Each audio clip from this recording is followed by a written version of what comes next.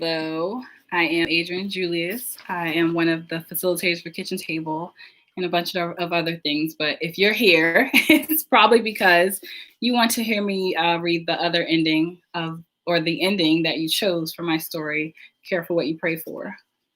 So I apologize for my tardiness. I had, of course, technical difficulties right before, because that always happens when you're nervous. Um, so to bring you up to speed, we're at the table with our main character and her friend, and she's trying to figure out what to do. Should she tell her friend or should she not tell her friend? The ending that you all chose, of course, was she's not going to tell her friend. She's going to go talk to Dr. Dude because her friend got a lot on her plate. I wouldn't tell her. I'd pick Trevor's cheating behind up from the airport and give him a good piece of my mind and make sure that he didn't tell her either. The rest of the dinner went by in a blur. I couldn't tell you what we talked about except for Amanda being super excited that she was going to get new boobs. Do you know what it's like to be in the itty bitty committee your whole life? She asked, looking at my G cups. Seriously? It's time for me to go get some sleep so that I can be on time to go get your husband from the airport in the AM, I said, cranking down my drink, then starting to straighten up my side of the table.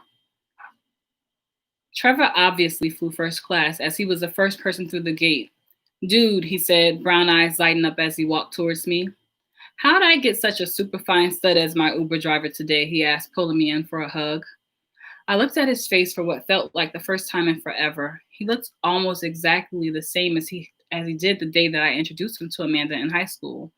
Same low fade haircut, same slight bucked front upper teeth, same I might be an asshole glint to his eyes.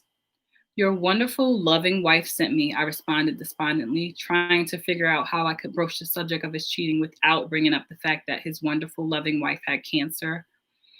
Oh, yeah, she did tell me she had a doctor's appointment today. I must have forgotten, but thank you for picking me up. We appreciate you, he said as we made our way through the other travelers milling about the airport. To me, the silence between my male best friend and me was deafening. He was barely glancing up, typing into his phone as we strolled through the busy airport.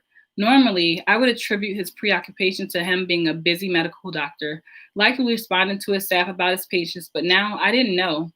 I didn't know if he was working, flirting with Jade, or flirting with some other woman who was cheating, also cheating on my almost perfect female best friend.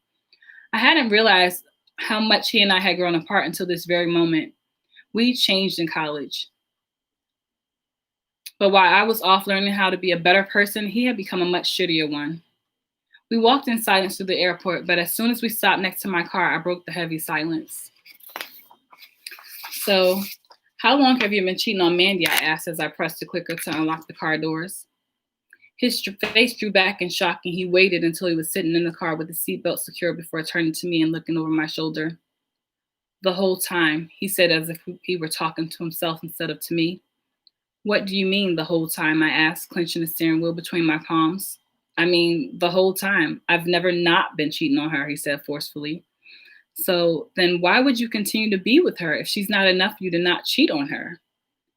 She's more than enough for me not to cheat on her. She's perfect and she's down for me. One day I'll get bored with all these outside women and then I'll be faithful. How do you even know I'm cheating on her? Did she tell you that? No, she didn't tell me. Jade told me in half of Tampa. That crazy bitch, he responded with a snarl. Crazy enough for you to take to Africa, I asked, wishing that we were having this conversation anywhere else besides inside my tiny Volkswagen Beetle, which seemed to be shrinking around us. I had to do something. She lives in Tampa and she can tell my wife, he said, pouting like he used to back in ninth grade before his growth spurt when coach never let him get any game time during basketball games. She didn't tell your wife. She told a room full of lonely ghetto busybodies. I can't believe someone so smart and so damn dumb can be the same person. What the fuck is wrong with you? I sat in the car staring at my best friend's husband. This handsome, black, intelligent, established man who grew up in a happy home with a mama and a daddy, whom I was finding out only now was basically a heartless loser. I breathed a sigh of relief and wound my car windows down after Trevor got out, hoping to clear up some of the bad juju he most certainly left in my car. Before he gotten out, he'd asked me to continue to keep a secret, and I promised that I would aloud, telling myself that I would tell Amanda about her husband's cavorting as soon as she beat her cancer. I hadn't made it to my house before Amanda called me on my cell phone. Hey, hun, how was your doctor's appointment? I began before noticing a terrible keening coming through the handset. What the fuck did you do? Amanda asked me in between her gasping and wailing. What do you mean, what did I do? I asked, pulling into the parking spot in front of my house. I just got off the phone with Trevor, and he says he's leaving me because you helped him realize that he can't be faithful to a white woman. Girl, what? What gave you the right to even confront him? I didn't ask you to speak to my husband on my behalf. You think I'm a fool? You think I don't know what he's been sleeping with other women? Her wailing and sobbing had ceased at this point. So let me get this straight, I began before she interrupted. I know your life is so perfect that it's boring, so you have nothing better to do than stick your nose in my business. But you don't have to worry about that anymore because I'm done with your ass. She was yelling into the phone with the vigor she should have shown her cheating husband. And it just pushed me over the edge. Your business? You put me in your business anytime it's convenient and appealing for you. Except for when it comes to telling me about how your husband is out here running around the country cheating on you, while you're sitting here in Tampa playing Susie Homemaker getting cancer. And this is going to sound fucked up, but it's the truth. You're lucky that a broken heart is all that he gave you because AIDS isn't curable and neither is super gonorrhea.